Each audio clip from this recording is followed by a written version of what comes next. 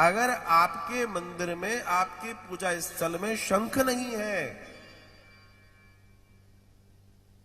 तो जिसको पूज रहे हो वो भी नहीं है। ये मैं नहीं कह रहा, शास्त्र कह रहा है, शास्त्र कह रहा है।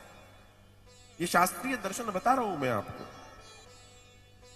इस सूत्र को समझिए। अच्छा, शंख भी दो तरीके के होते हैं, एक होता है फूकने वाला, एक होता है जल भर के रखने वाला। तो असल में पूजनीय कौन सा है? वैसे तो दोनों पूजनीय, लेकिन विशेष पूजनीय कौन सा है? जिसमें जल भर के रखा जाता है।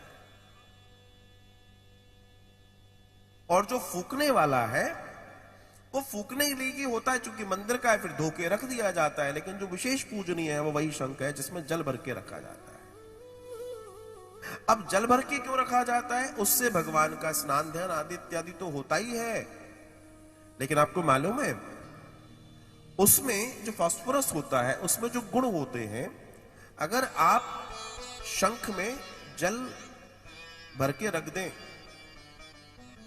और उस जल को आप बच्चे को दें, खुद पिए, जिसको मेमोरी प्रॉब्लम है, जिसकी मेमोरी कमजोर हो रही है या जिसको अपनी याददाश्त ज्यादा करनी है, उसे शंख का वो जल है वो पीना चाहिए।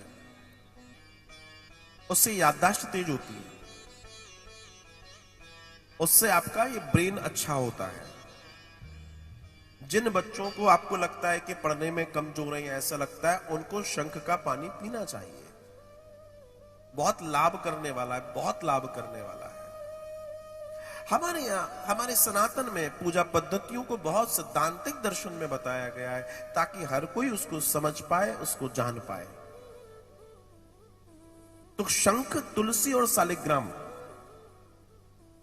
ये तीनों एक जगह पर होंगे तो ही भगवान वहां पर है। अब वो शालिग्राम जी के रूप में नहीं हो, ठाकुर जी के रूप में हो, लेकिन अगर शंख नहीं है तो आप ये समझ लीजिए, अगर आपके मंदिर में शंख नहीं है तो अभी तय मान के चलना कि अभी तक तुम अपने हिसाब से ही कर रहे हो, वहां वो नहीं है जिसको तुम सोच रहे हो।